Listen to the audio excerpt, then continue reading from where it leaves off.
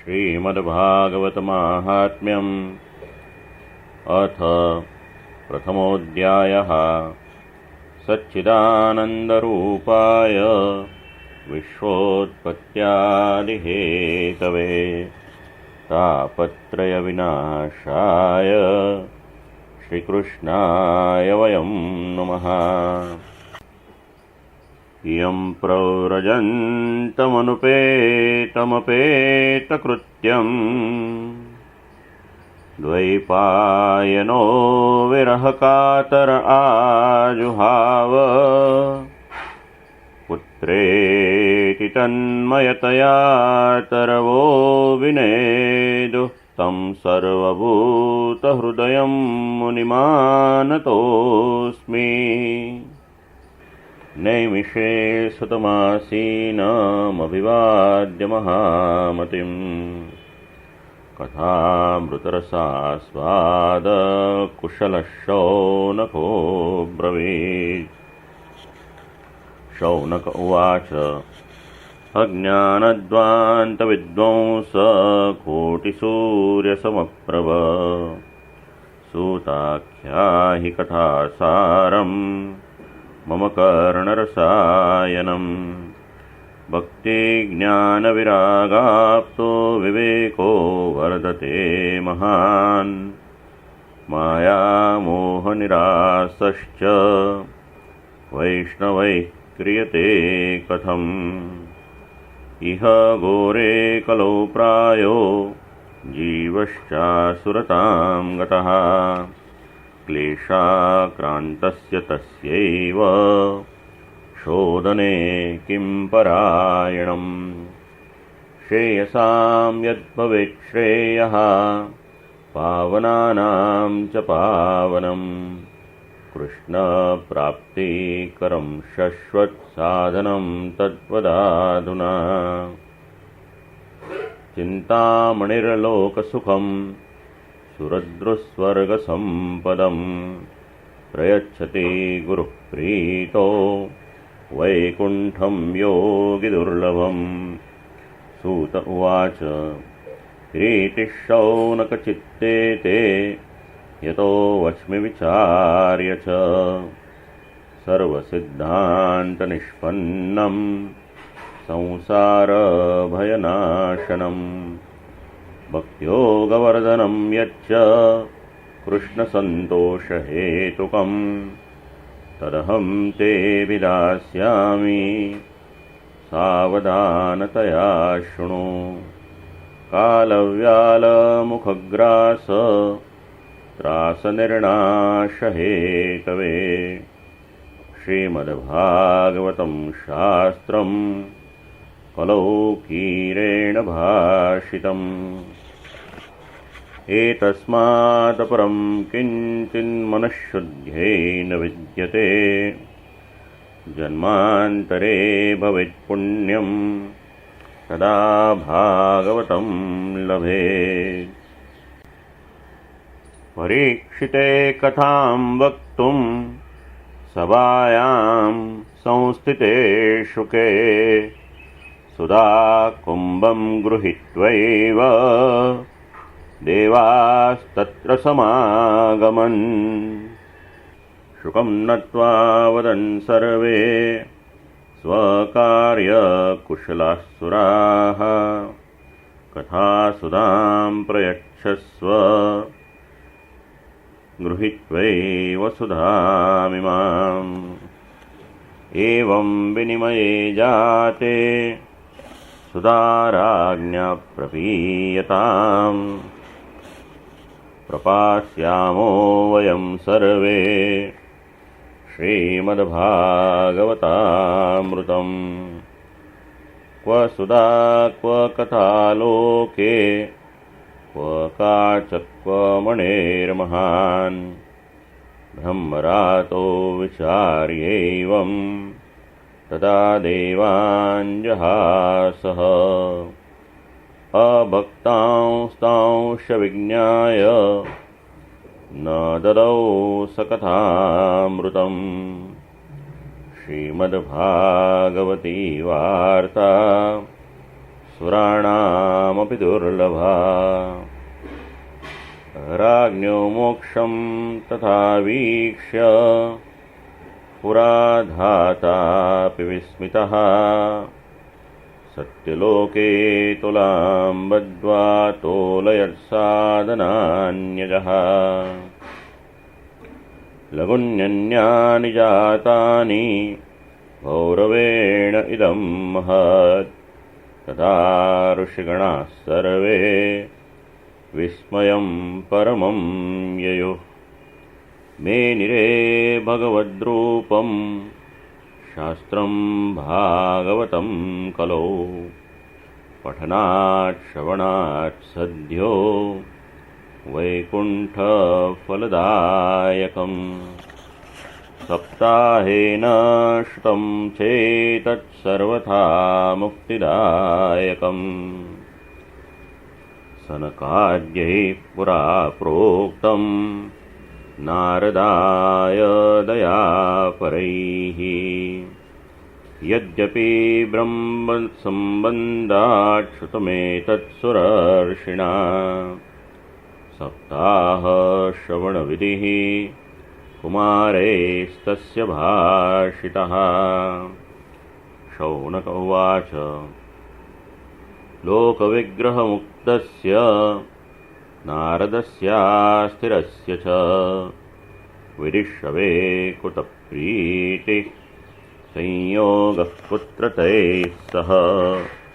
सूत उवाच अत्र ते कीर्तयिष्यामि भक्तियुक्तं कथानकम् शोकेन मम यत्प्रोक्तं रहस्यं विचार्य च। एकदा हि विशालायां चत्वार ऋषयो मलः सत्संगार्थं समायाता ददृशुस्तत्र नारदम्। कुमारा ऊचुः कथं ब्रह्मण्डीनमुख कुतश्चिन्तातुरो भवान् त्वरितं गम्यते कुत्र कुतश्चागमनं तव। इदानीं शून्यचित्तोऽसि गतवित्तो यथा जनः तवेदं मुक्तसङ्गस्य नोचितं वद कारणम्। नारद उवाच अहं तु पृथिवीं यातो ज्ञात्वा सर्वोत्तमामिति पुष्करं च प्रयागं च काशीं गोदावरीं तथा हरिक्षेत्रं कुरुक्षेत्रं श्रीरङ्गं सेतुबन्धनम् एवमादिषु तीर्थेषु भ्रममाण इतस्ततः नापश्यं कुत्रचित् शर्म मनस्सन्तोषकारकम् कलिना धर्ममित्रेण धरेयं बाधिताधुना। सत्यं नास्ति तपःशौचं दयादानं न विद्यते उदरं वरिणो जीवा वराकाः कुटभाषिणः। मन्दाः सुमन्दमतयो मन्दभाग्या ह्युपद्रुतः पाखण्डनिरताः सन्तो विरक्ताः सपरिग्रहाः। तरुणी प्रभुता गेहे श्यालको बुद्धिदायकः कन्या विक्रयणो लोभात् दम्पतीनां च कल्कनम्। आश्रमायवने रुद्धास्तीर्थानि सरितस्तथा देवतायतनान्यत्र तुष्टेर्नष्टानि भूरिशः। न योगी नैव सिद्धो वा न ज्ञानी सत्क्रियो नरः कलिदावानलेनाद्य साधनं वस्मतां गतम्। अट्टशूला जनपदा शिवशूला द्विजातयः कामिन्यः केशशूलिन्यः सम्भवन्ते कलाविह एवं पश्यन् कलेर्दोषान् पर्यटन्नवनीमहम् यामुनं तटमापन्नो यत्र लीला हरेरभुत् तत्राश्चर्यं मया दृष्टं श्रूयतां तन्मुनीश्वरः एका तु तरुणी तत्र निषण्णा खिन्नमानसा वृद्धो द्वौ पतितौ पार्श्वे निःश्वसन्तावचेतनौ शुश्रूषन्ति प्रबोधन्ति रुदती च तयोः पुरः दशदिक्षु निरीक्षन्ति रक्षितारं निजं वपुः वीज्यमाना शतस्त्रीभिर्बोध्यमाना मुहुर्मुहुः दृष्ट्वा दूराद्गतः सोऽहं कौतुकेन तदन्तिकम् मां दृष्ट्वा चोत्थिता बाला विह्वला चाब्रवीद्वचः बालोवाच भो भोः सादो क्षणं तिष्ठ मच्चिन्तामपि नाशय दर्शनं तव लोकस्य सर्वथा गहरं परम्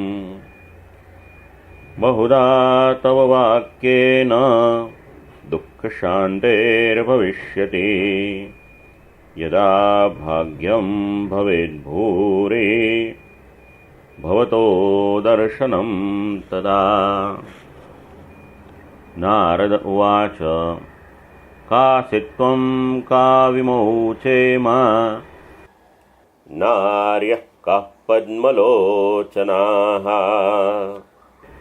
वद देवी सविस्तारं स्वस्य दुःखस्य कारणम् बालोवाच अहं भक्तिरिति ख्याता इमौ मे तनयौ मतौ ज्ञानवैराग्यनामानौ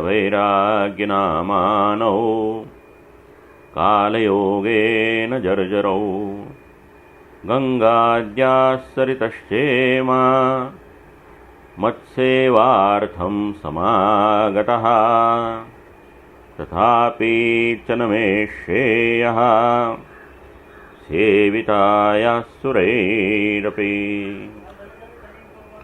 इदानीं शृणु मद्वार्तां सचित्तस्त्वं तपोधन वार्ता मे वितताप्यस्ति तां श्रुत्वा सुखमावह उत्पन्ना द्रविडे साहं वृद्धिं कर्णाटके गता क्वचिन्महाराष्ट्रे गुर्जरे जीर्णतां गता तत्र घोरकलेर्योगात् पाखण्डैः खण्डिताङ्गका दुर्बलाहं चिरं याता पुत्राभ्यां सह मन्दताम् वृन्दावनं पुनः प्राप्य नवीनेव स्वरूपिणी जाताहं युवती सम्यक् प्रेष्ठरूपा तु साम्प्रतम् इमौ तु शयितावत्र सुतो मे क्लिश्यतः श्रमात् इदं स्थानं परित्यज्य विदेशं गम्यते मया जरठत्वं समायातौ तेन दुःखेन दुःखिता साहं तु तरुणी कस्मात् सुतो वृद्धा विमौ कुतः।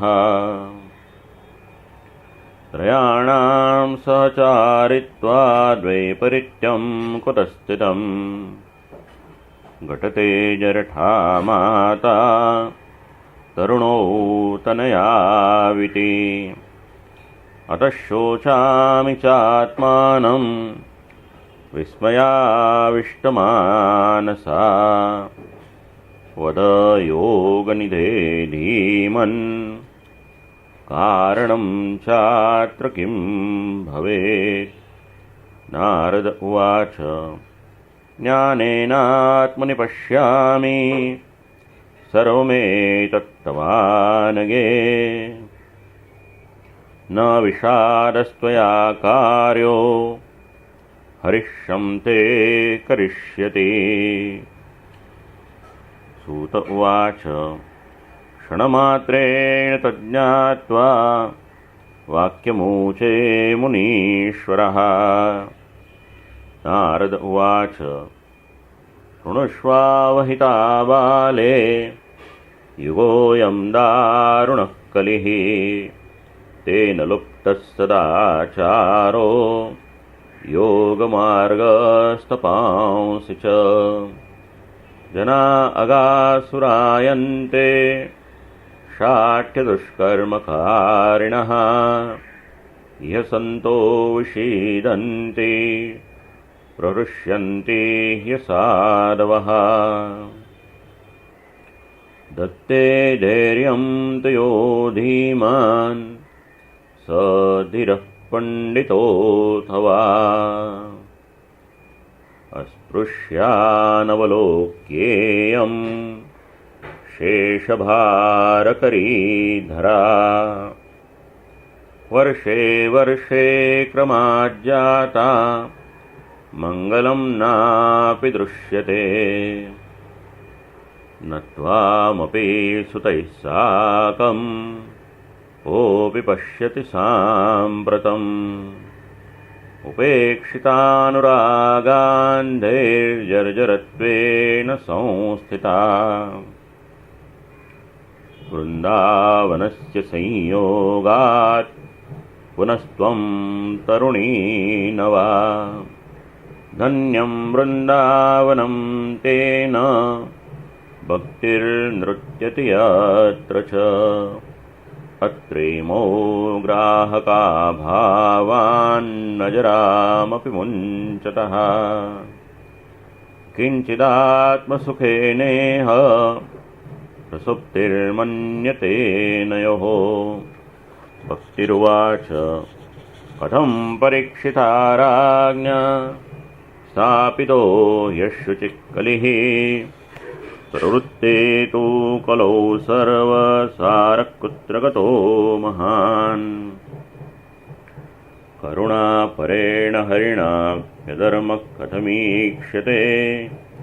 इमं मे संशयं छिन्धि त्वद्वाचा सुखितास्म्यहम्।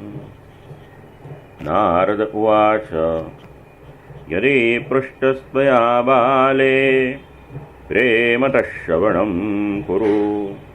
सर्वं वक्ष्यामि ते भद्रे कष्मलं ते गमिष्यति। यदा मुकुन्दो भगवान् क्ष्मां त्यक्त्वा स्वपदं गतः। तद्दिनात् कलिरायातः सर्वसाधनबाधकः।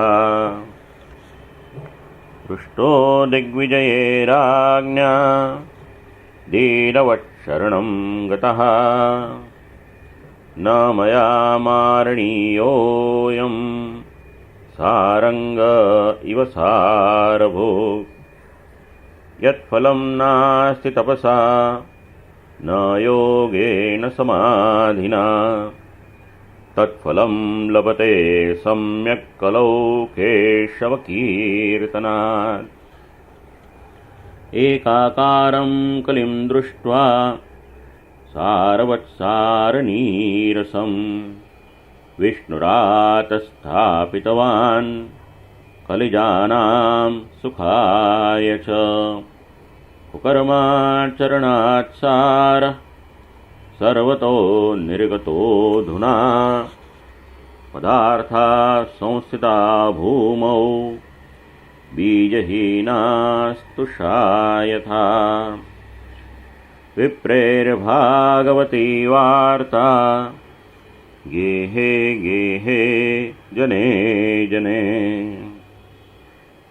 कारिता कणलोभेन कथासारस्ततो गतः अत्युग्रभूरिकर्माणो नास्तिकारौरवाजनः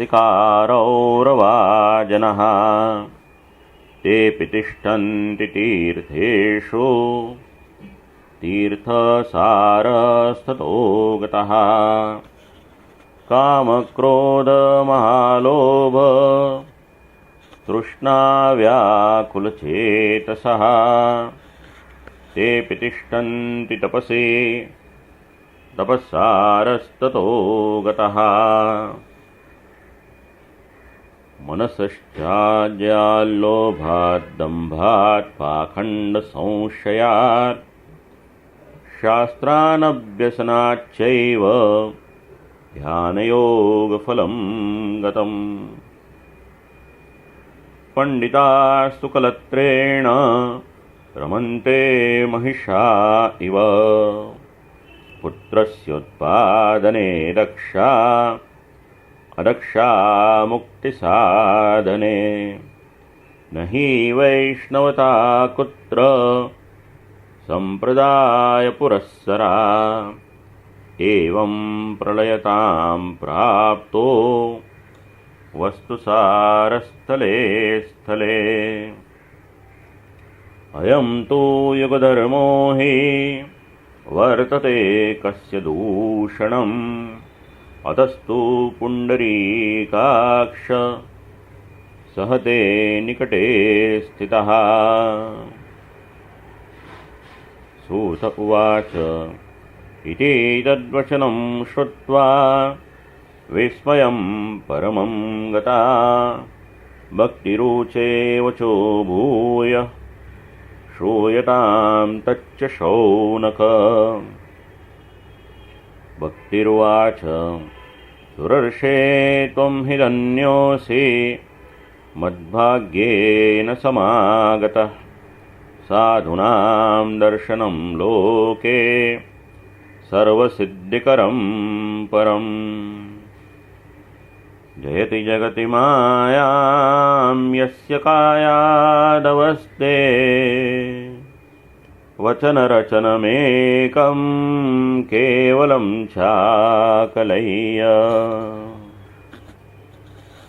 ध्रुवपदमपि यातो यत्कृपातो ध्रुवोऽयं सकलकुशलपात्रं ब्रह्मपुत्रं नतास्मि